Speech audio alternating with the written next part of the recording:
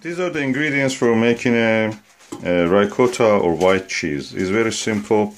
You need a pot, of course, for boiling the milk to 45 degrees. You need a colander. You need a very fine tissue. In this case, it is muslin, cloth. Of course, you can use the renne. We are using renne. This is vegetarian renne.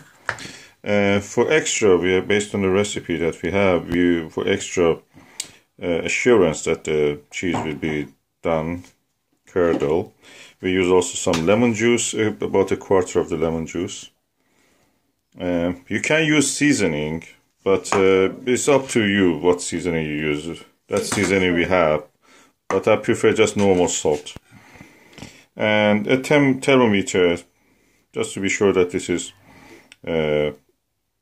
45 degrees. You can use your finger practically, because that is also sensitive. Lukewarm water is enough. Okay, we're now adding the milk to the pot.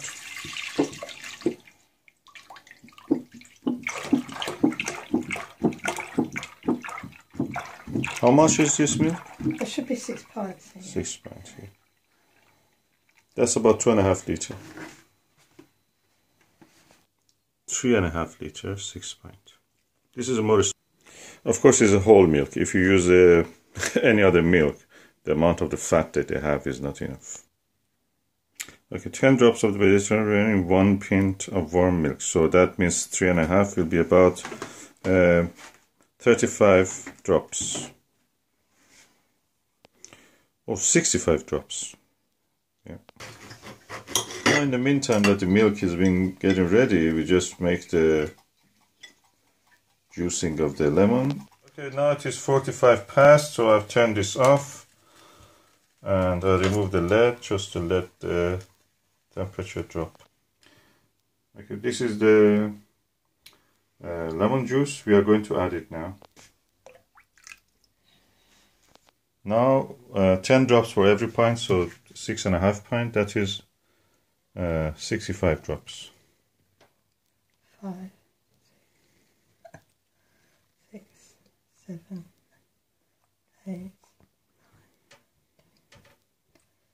11, 12, 1, 2, 3, 4, 5. Okay, it's already starting to curdle.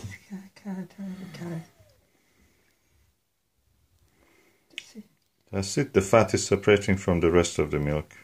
That's a whole fat milk, so we will have all that fat as cheese. It started to curdle.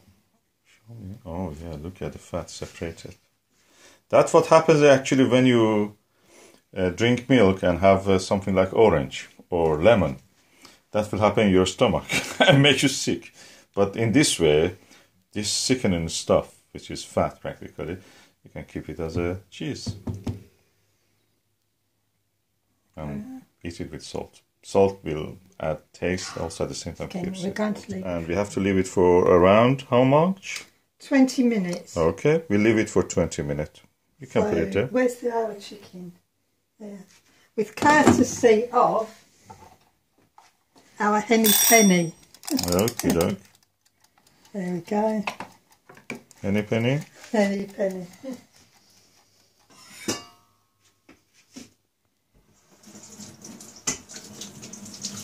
Okay, this is now almost 0. And let us see how this looks. Oh, ho, ho, ho. You already have a lump. It's shaped like cylinder, and the whey is already separated from it. I have a question. My question is that why we have to heat this milk first to 45 degrees? Well, heat breaks down the proteins in the milk, and it makes it more what we call soluble. And that means... Oh, what? Okay. And the renne will be activated by that, probably. Well, the rennet enzymes, and enzymes also work at a higher heat. It stirs them up, it excites them. They're a chemical process. So why we don't boil them like the way that we do with making yogurt? Because the same thing will happen. It will break down the enzymes and what we call denature them and destroy them. Oh, and once okay. they're destroyed, so you want to just keep them active, but not destroyed. Yes, at the maximum. So the difference between what you use Rene is that Rene is an enzyme, and what you use here in the yogurt is it is a yeast. Yeah, it's a yeast culture. Oh, okay. They do produce the enzymes. Yeah, but when the enzymes are working, they work at exactly the same temperature in both. So the yeast will produce the enzyme, and it will activate the fermentation of the yogurt at the same temperature as the rennet activates making in the cheese. They're both the same temperature. Now what we have to do is to take this and put it on the muslin. You use the fresh muslin, so the muslin you just washed it just to get sure that it is actually free from germs and dust. It's dust. Mostly the fibre that you'll have in your cheese otherwise. Yes. There we go. You can take it. I will help you when my hand is free.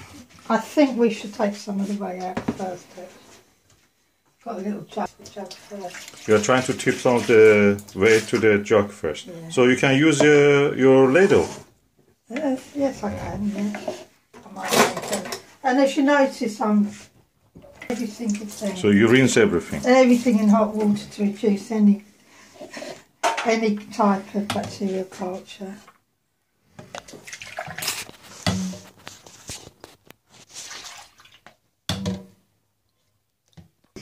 Well, you can use the whey for cooking in other things. You could get recipes up on the internet.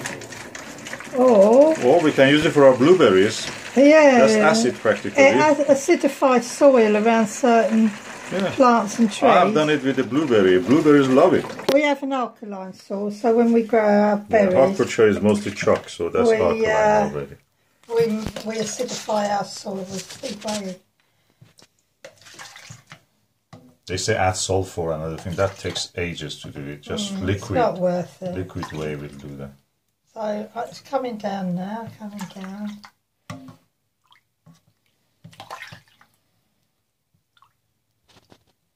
And look at those pumpkins. That Turk turban is now 2 years old. I had it in 2015. It's now 2017.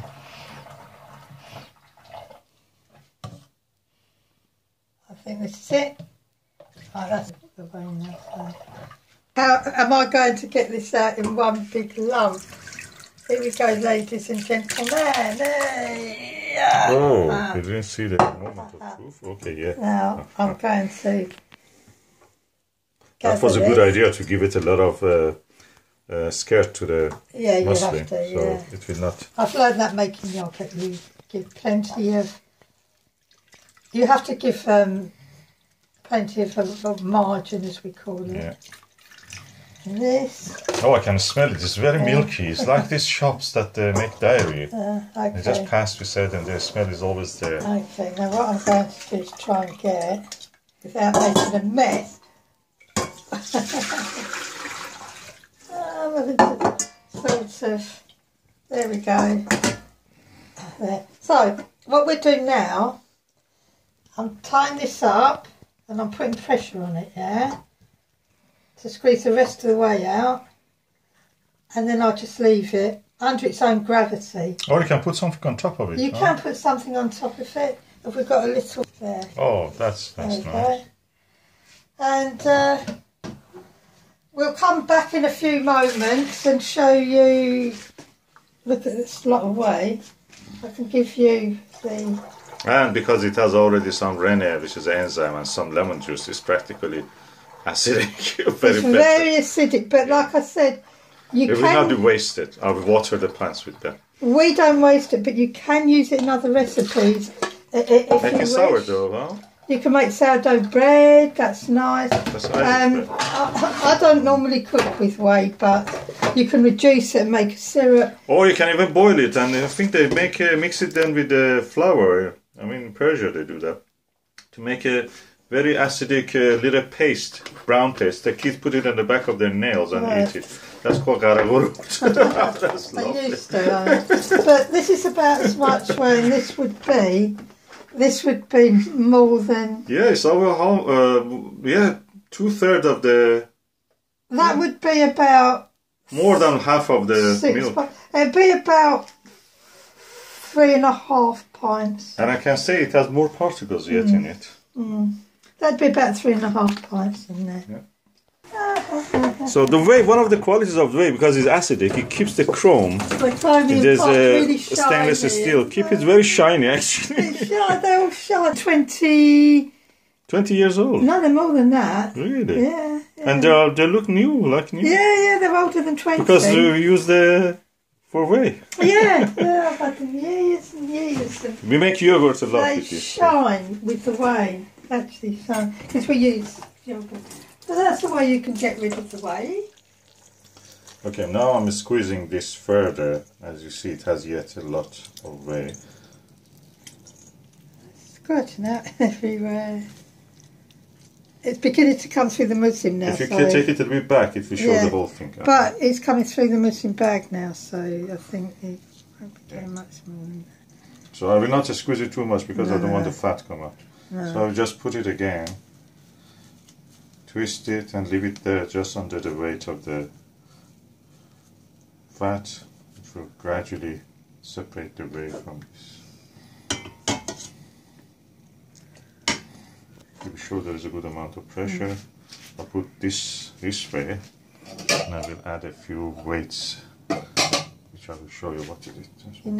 So I just added a few weights here to keep the pressure in it. The cheese actually is the last bit of the whey coming out of it. Can you, Susan, show me the actual amount of the whey we have yet there? Oh, so I'll put it now in the measuring scale, and this is about 600 grams, 1 pound, 1/4 of a pound. That's the amount of the fat that actually we can extract out of that. So now, I will just squeeze it for the last time. Now. I'm squeezing it now for the last time. As you see, a few drops are yet coming. So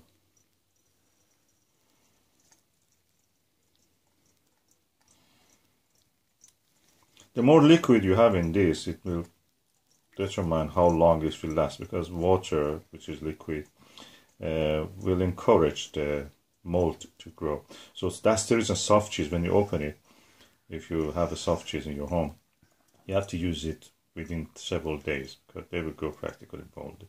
And that's the reason the denser cheese, like cheddar cheese, will not go moldy that quickly, because they don't have that much liquid. Yeah. Stop it. Now it is done almost. The whey after this is looking more like a milky liquid, so we don't want to continue with that. That's the way the cheese looks. So this is about 600 grams of cheese out of the 3.5 liters of milk. So you want to actually spread it and just mix it first with the salt, huh? You have the salt? So now we are mixing it with seasoning salt. Any salt to do, but seasoning salt. Yeah, we have seasoning salt, so we use it. It's better. So salt, you know that it makes it tasty, and also at the same time is a preservative.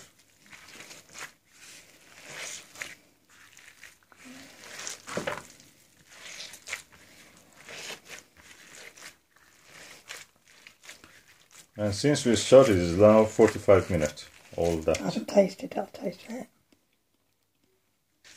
How it tastes? Give me a little bit of that. Yummy. Very creamy, quite warm. And with the salt, I can say it's really good. Now, we have a series of I'll just put a little bit more salt in. seasoning. We make little lumps of each seasoning cheese, just for the taste. just for test it and see how it is. We don't want to risk all our valuable cheese now. We have spent a long time to do it, 45 minutes, a long time. So we have dill, basil and garlic. We make a small bits of this. Okay, well now we are making a handful of each. Not handful, it's smaller than the size of a walnut or chestnut. Just for testing to see how they will turn out. With garlic, basil and dill. So I've already opened, so... I need to wash my hand. Yeah. Okay, a little bit dill to this. A little bit basil to this one. No, too much basil. That's alright, that's alright. I would enjoy that. And a little bit of the garlic powder. Garlic powder.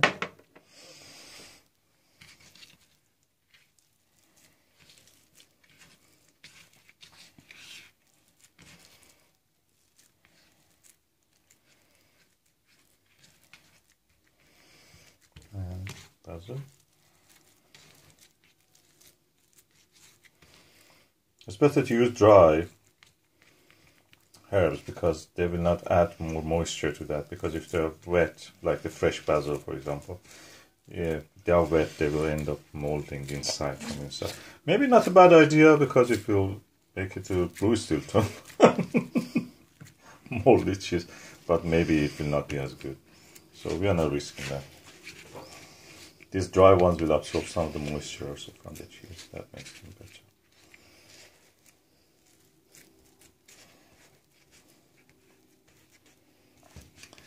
And I think this cheese will benefit if you add a little bit more of this seasoning salt. Yeah, I'm going to put some salt now. Just a little bit at a time. As my old Auntie Maggie used to say, you can always add more, but you can never take it out. Yeah. So a little bit at a time when you're making something, anything for the first time, and you're not sure of the ratio. So we can actually put it back in the muslin just for the sake of shaping it. We can indeed. So we put it back now in the muslin, just, oh, that must be yummy. It's warm. Never tasted warm cheese like that. Of course. I think it needs more salt. Needs more salt? You can add more. Bloody expensive and time consuming, but it's yummy. Oh, it's yummy now. Okay, now we can shape it actually. Hang on.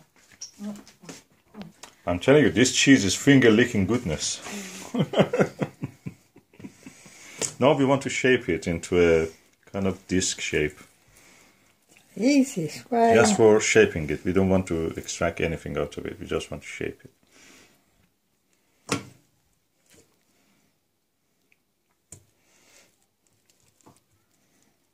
We want just to shape.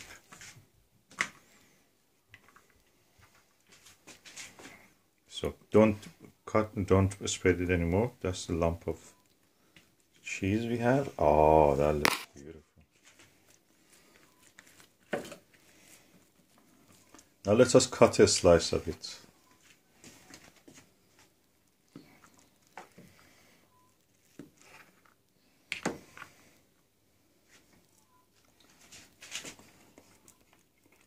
Just a little bit. Now it's the moment of the truth for the basil. This is dill cheese. Oh, lovely! Basil cheese tastes like basil. This garlic one is beautiful. Finger-licking goodness. That's the way we made our cheese. And this dill one looks more solid. It's not as curdly as it was. Yeah. It's solidifying. It needs to go very cold. So that means this is actually lost moisture, evaporate. Yeah, it'll lose moisture. It'll go cold and it'll solidify. And this one? And look, if I cut this one, because I can feel it hardening. It's like all fats if it's warm. Oh, okay. See how smooth the... What about that garlic one? That'll be the same. That'll be smooth. Okay, so practically like the fat or wax. Like fat. When they are hot, they're softer, and when they're cold, they harden. They're And hardened this, you can see it by the, if you put this Don't up. take it too close. A Okay. little, I'm you, zooming in. yeah. Yeah. You can see how smooth the surface is. Yeah. Now when we cut the block of cheese, That will look like this. and it's cooled properly, and after 2 or 3 hours it will look like this. Cold fat looks more solid. It will I've left the cheese in the fridge. Now it's the time to just see how it is. Oh, look at it. I calculated this cheese in the shops in the supermarket will be £12 weight-wise. Ooh. Tiny, tiny piece. There you go.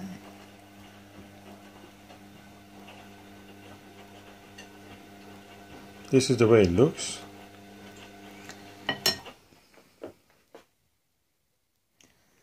And now I'm going to taste it. Oh, cream. Cream.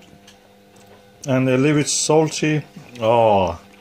Oh, Oh. That's the white cheese, paneer. That's right. Mmm.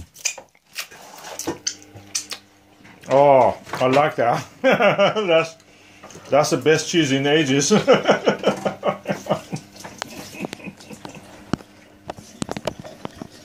Thank you, Susan, for making this. Brilliant. It's so lovely, this cheese. It's so lovely.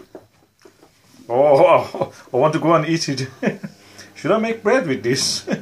It deserves to be eaten with the fresh bread.